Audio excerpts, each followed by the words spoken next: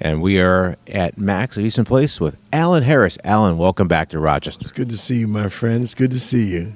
So talk to us about your latest project, mixing the worlds of poetry and jazz together.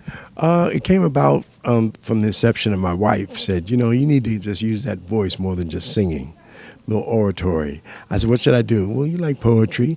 Pick out songs that are going to match it. And that was the daunting project of it. So I decided to step on stage and see what the audience would accept it, and it's been a big hit. So talk about all the poems you were using centuries, going back to Shakespeare to current day and the Harlem Renaissance. So how were you able to distill all of those poems down to what we have for the project? Wow. That was a daunting part.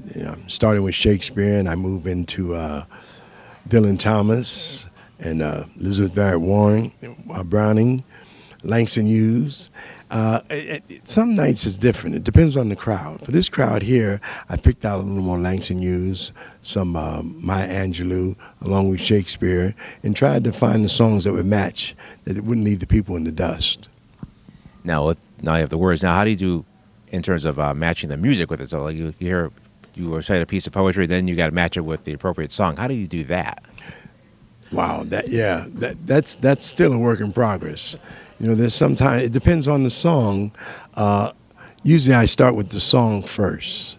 If it's a real song that's demonstrative and strong and people are familiar with it, I go through my Rolodex in my mind of the poems that I like. Usually I come up with some Lord Byron for the love songs and Shakespeare. If it's songs that are swing and bop, I do Langston Hughes or it varies, varies. Tonight, even right now, when we're doing our sound check, I was switching up the poems with the songs. Speaking with Allan Harris. Allan, can you give us an idea what was it like to be part of the world of Pittsburgh coming up? It was wonderful. It was wonderful. I moved to Pittsburgh figuring it was going to be a bohunk town.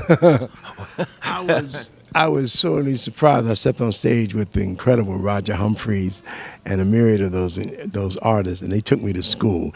I think it was one of the best things in my formative years to be there when I was an adolescent, because I learned so much, not just about how to perform on stage, but my jazz acumen just increased so much from the cats there.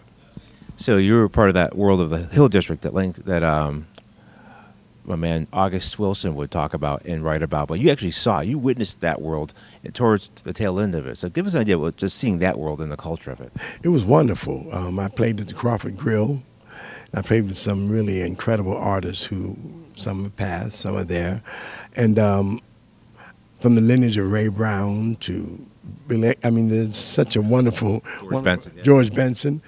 So I really, as a young artist there, to cut my teeth in that environment was something that you couldn't even pay to go to school to do. So give us an idea of tonight's show. What can we expect? Tonight's show, I'm going to basically come out swinging. I have a credible band with me, Damon Dwight on drums, Nimrod Speaks on bass, and incomparable Rick Jermison on piano. And we're going to start off a slow burn, do a little Yanks and Hughes, pair that with some swing, tune I wrote.